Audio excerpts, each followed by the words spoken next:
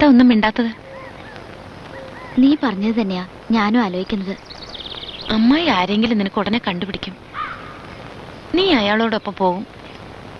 പിന്നെ കൂട്ടും കുടുംബവും ഒക്കെ അയാളാണ്. എന്നെ ഒന്ന് ഓർക്കാൻ പോലും നിനക്ക് നേരം ഉണ്ടാവില്ല. നിനക്കും ആരെങ്കിലും വരില്ലേ? എന്നാണെന്നറിയില്ല.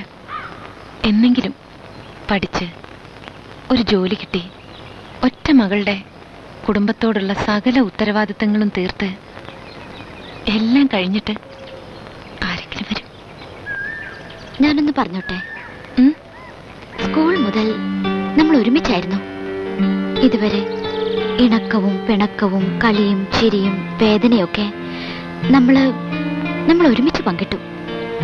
ഇനി പിരിഞ്ഞാലും ഒരാളെ ഒറ്റക്കാക്കിയിട്ട് മറ്റൊരാൾ പോവില്ല. നമ്മുടെ വിവാഹവും ഒരുമിച്ചായിരിക്കും. നടക്കോ ഇതൊക്കെ? നമ്മളല്ലേ തീരുമാനിക്കുന്നത് നമ്മുടെ കാര്യം. ഞാൻ എവിടെ വേണമെങ്കിലും ഒപ്പിട്ട് തരാം. ഒപ്പിട്ടതുകൊണ്ട് മാത്രമായില്ല. ഞാൻ ഇത്രയും നാൾ എന്റെ എല്ലാ കാര്യങ്ങളും മറന്നു ജീവിച്ചത് നിനക്ക് വേണ്ടിയാണ്. നിന്റെ അച്ഛനും അമ്മയും കാർ ആക്സിഡന്റിൽ മരിച്ചപ്പോ നിനക്ക് 7 മാസം പ്രായമായിരുന്നു. പ്രസവിച്ചില്ലെന്നേ. അമ്മായിയായിട്ടല്ല, അമ്മയായിട്ടാ ഞാൻ നിന്നെ വളർത്തിയത്. നോക്ക്, അതുകൊണ്ട് ഒരമ്മയ്ക്ക് മകളോട് ചെയ്തു തീർക്കാനുള്ള കടമകൾ എനിക്കും ചെയ്യാനുണ്ട്. രാധിക, നീ വിവാഹം കഴിച്ചേ പറ്റൂ.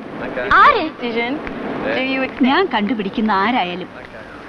നിനക്ക് യോജിക്കാത്തൊരു ബന്ധം ഞാൻ കൊണ്ടുവരില്ലെന്ന് അറിയാലോ. എന്താ എത്ര ധൃതി എന്നെ കല്യാണം കഴിപ്പിക്കാൻ?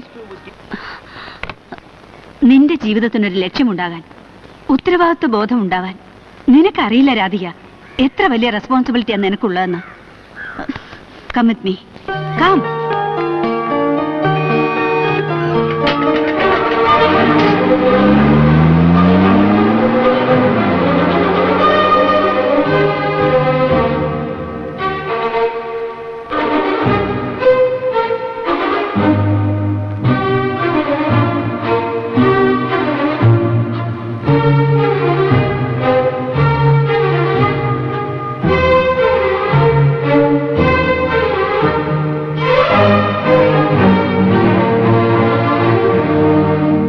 ചെറിയ കുടുംബത്തിൽ നിന്ന് വളർന്നു വന്ന നിന്റെ അച്ഛൻ കഠിനാധ്വാനം ചെയ്ത് സമ്പാദിച്ചതാണ് ഇതെല്ലാം.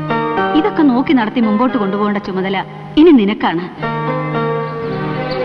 ഇതുകൊണ്ട് ജീവിക്കുന്ന ഏതാണ്ട് 1000-ഓളം കുടുംബങ്ങളുടെ ജീവിതവും ഇനി നിന്റെ ചുമലിലാണ്. കളിച്ചു നടക്കേണ്ട കാലം കഴിഞ്ഞു മോളെ. ഇതെല്ലാം ഒറ്റയ്ക്ക് താങ്ങാനുള്ള ശക്തി നിനക്കില്ലെന്നും എനിക്കറിയാം. അതുകൊണ്ടാണ് ഒരു വിവാഹം കഴിക്കാൻ നിന്നെ ഞാൻ നിർബന്ധിക്കുന്നത്.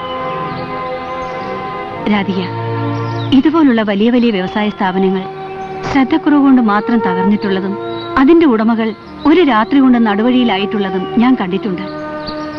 അത് നമുക്ക് സംഭവിക്കരുത്. പറയുന്നതെല്ലാം മനസ്സിലാക്കാനുള്ള പ്രായം നിനക്കായെന്ന് എനിക്ക് നല്ല ബോധ്യമുണ്ട്. അനുസരിക്കേണ്ടത് നിന്റെ കടമ.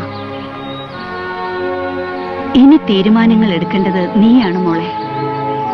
എനിക്കിനി മറ്റൊന്നും പറയാനില്ല. എന്നിട്ട് നീ എന്ത് തീരുമാനിച്ചു? എനിക്കൊന്നും പറയാനില്ല. അമ്മായി തീരുമാനിക്കട്ടെ. ഓക്കെ, ഇപ്പൊ എനിക്ക് മനസ്സിലായി. ഗായത്രി മാഡം പറഞ്ഞത് ശരിയാ. പെൺകുട്ടികളുടെ കൂട്ടുകെട്ടിന് ഇത്രയൊക്കെ ഉള്ളൂ ആഴം. നീ ഞാൻ പറയുന്ന ഒന്ന് കേട്ടിട്ടേണ്ട. എന്തൊക്കെയാന്ന് വിളമ്പിയത്? ഒരുമിച്ച് കെട്ടി നിർത്തും. ഉറച്ച തീരുമാനമാണ്. തേങ്ങയാണ്, മാങ്ങയാണ്, മണ്ണാൻ കട്ടയാണ്. Everybody is selfish. I'm a fool to believe your false promises. ഞാനെല്ലാം പറഞ്ഞില്ലേ. എനിക്ക് ആഗ്രഹം ഉണ്ടായിട്ടൊന്നല്ല. അമ്മായിയുടെ നിർബന്ധം സഹിക്കാൻ വയ്യാഞ്ഞിട്ടാ. എന്തെങ്കിലും ഒരു വഴി പറഞ്ഞതാ ഇതിൽ നിന്നൊന്ന് രക്ഷപ്പെടാൻ. ഞാൻ നീ പറയുന്നത് എന്ത് ചെയ്യാം. അത് ശരി. അപ്പൊ അമ്മായിയുടെ നിർബന്ധം മാറിക്കിട്ടിയാ മതിയല്ലേ? നീ വാ. അമ്മായി, എവിടെയായിരുന്നു ഇത്രയും നേരം? നിനക്ക് വേണ്ടിയാ ഞാൻ വെയിറ്റ് ചെയ്യുന്നത്. അത് ഒരു ഫ്രണ്ട്. ഞാൻ പറയാം. ഇനി ഈ കളി വേണ്ട ആന്റി. കുറെ നാളായിട്ട് ഇവളൊരു കാര്യം മറച്ചു വെക്കുന്നുണ്ട്. സംഗതി വഷളാവും മുമ്പ് ഞാൻ പറഞ്ഞേക്കാം. എന്താ ഇത്ര വലിയ കാര്യം? വല്ലവരും പറഞ്ഞറിഞ്ഞിട്ട് പിന്നെ എന്നെ കുറ്റപ്പെടുത്തണ്ട.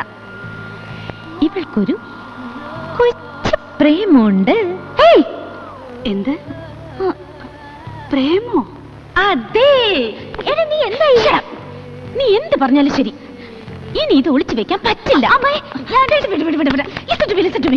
ആന്റി, ഇവള് കല്യാണം ഇപ്പൊ വേണ്ട വേണ്ട എന്ന് പറഞ്ഞു ഒഴിയുന്നതിന്റെ കാര്യം ആന്റിക്ക് പിടികിട്ടില്ലേ? നീ ഒന്നും മിണ്ടായിരിക്കും. പറമോളെ. കഴിഞ്ഞ പ്രാവശ്യം ഗോവയ്ക്ക് എക്സ്കർഷന് പോയപ്പോ അവിടെ വെച്ച് കണ്ടുമുട്ടിയതാ പുള്ളിക്കാരന്. സ്മാർട്ട് നേവി ഓഫീസർ, പേര് രമേശ് നായർ. രമേശോ? ഞാൻ പറയാം, ഇത്രയും നാൾ ഒളിച്ചത് മതി. ഞാനിത് ആന്റിയോട് പറഞ്ഞ ഞാൻ പുഴു അടിക്കാണെന്ന് ആന്റി പറഞ്ഞ് വിശ്വസിപ്പിക്കാൻ എനിക്ക് അറിയാമെന്നും ഇവൾ എന്നോട് പറഞ്ഞു. But believe me, she is in love. Yes, she is in love. She is in love. മോളെ, വല്ലവരും പറഞ്ഞു വേണോ ഞാനിതൊക്കെ അറിയാൻ? അമ്മായി, ആന്റിയെ പേടിച്ചാ ഇവള് പറയാത്തത്. എന്താ അത്ര പേടിക്കാൻ? ഈ പ്രായത്തിലെ പെൺകുട്ടികൾക്ക് ഇങ്ങനെയൊക്കെ തോന്നുന്നത് സാധാരണയല്ലേ മോളെ.